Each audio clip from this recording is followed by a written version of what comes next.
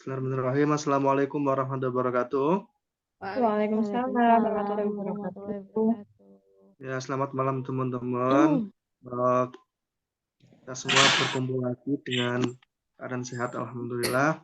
Langsung aja kita akan mempresentasikan hasil diskusi mata kuliah prinsip efisiensi dalam pengembangan kurikulum. Next.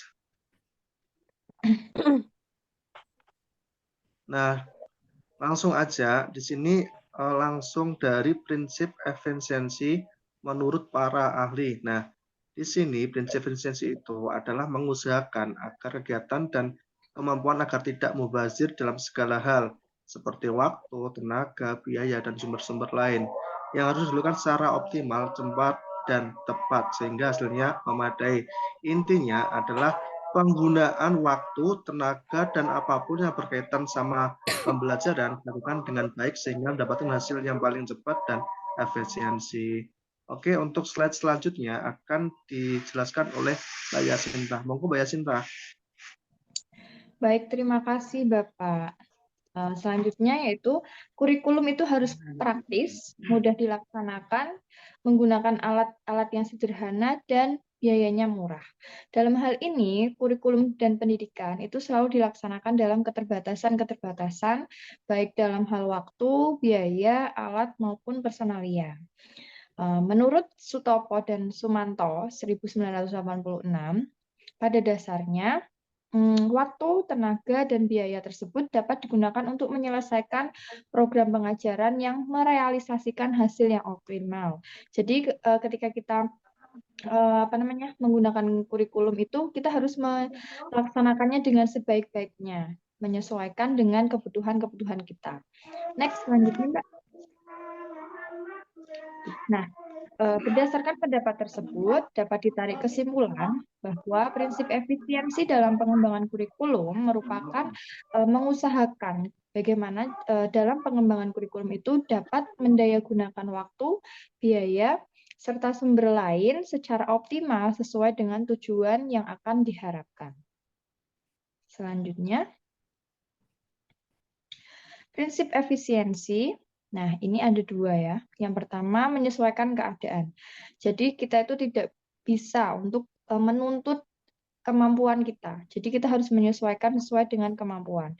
Kemudian kurikulum tersebut harus mudah digunakan. Jadi jangan mempersulit baik untuk pendidik maupun pengajar. Kemudian mampu bertahan dari segala keterbatasan.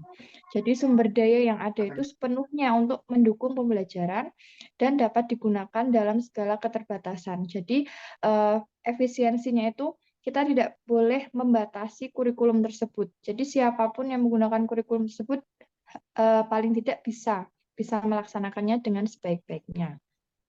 Terima kasih. Selanjutnya. Oke, makasih Mbak Yasinta. Selanjutnya akan dijelaskan oleh Mbak Nisa. Monggo Mbak Nisa. Ya, terima kasih atas waktunya. Untuk slide selanjutnya adalah contoh implementasi efisiensi dalam pembelajaran, yaitu yang pertama, guru menerangkan materi pembelajaran dengan bantuan monitor dan LCD selain menggunakan metode ceramah. Nah, dalam kasus ini, penggunaan media dalam pembelajaran diharapkan pembelajarannya itu akan menarik. Kemudian slide yang selanjutnya, yang kedua adalah siswa menyiapkan diri sebelum ulangan dengan menonton video YouTube, kemudian berlatih secara mandiri.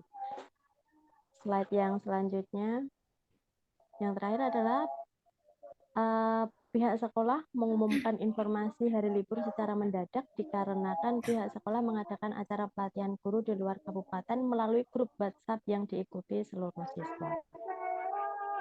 Itu contoh implementasinya. Makasih Mbak Nisa. Selanjutnya akan dijelaskan oleh Mbak Vivin. Monggo Mbak Vivin. Baik, selanjutnya adalah contoh perumusan prinsip efisiensi kurikulum di salah satu sekolah. Yang pertama adalah penyampaian materi dalam pembelajaran diharapkan sesuai dengan RPP yang sudah dirancang, baik itu penentuan jam mengajar pada KD disesuaikan dengan alokasi waktu yang sudah ditetapkan. Selanjutnya adalah pembelajaran di kelas dilaksanakan khusus untuk kegiatan pembelajaran seperti diskusi, tanya jawab, praktikum, dan kegiatan lain dalam bimbingan guru.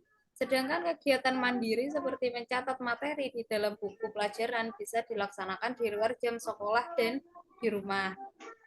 Selanjutnya adalah tenaga pendidik dan kependidikan disesuaikan dengan jumlah siswa yang harus dipenuhi oleh sekolah sehingga dapat menentukan jumlah guru yang dibutuhkan. Baik, itu saja. Oke, terima kasih Mbak Vivin. Untuk slide selanjutnya akan dijelaskan oleh Mbak Ayu. Monggo Mbak Ayu, waktu dan tempat dipersilakan. Terima kasih. Saya akan melanjutkan slide-nya. Di sini saya akan menjelaskan contoh perumusan prinsip efisiensi kurikulum di salah satu sekolah. Contohnya seperti ini. Misalnya jumlah maksimal siswa dalam satu kelas itu 36. Itu kurang efektif karena di sini minimal 20 siswa per rombel ya untuk efisiennya. Karena kalau kebanyakan itu pembelajaran tidak efektif. Untuk slide selanjutnya, contoh selanjutnya, silakan.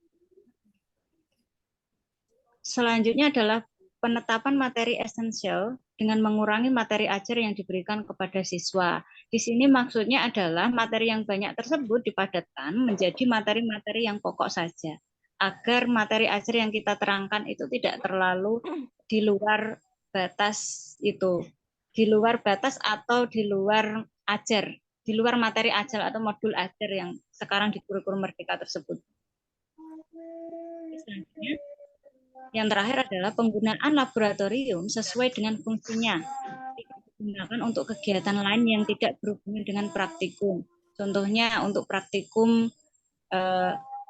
misalnya praktikum di sini adalah diskusi kelompok atau mungkin malah dibuat untuk sholat atau yang lain. Oke, terima kasih. Ini slide terakhir. Saya kembalikan kepada moderator. Oke, terima kasih semuanya. Teman-teman sudah mendiskusikan hasil diskusi kita. Sampai sini, mungkin ada tambahan yang ingin disampaikan?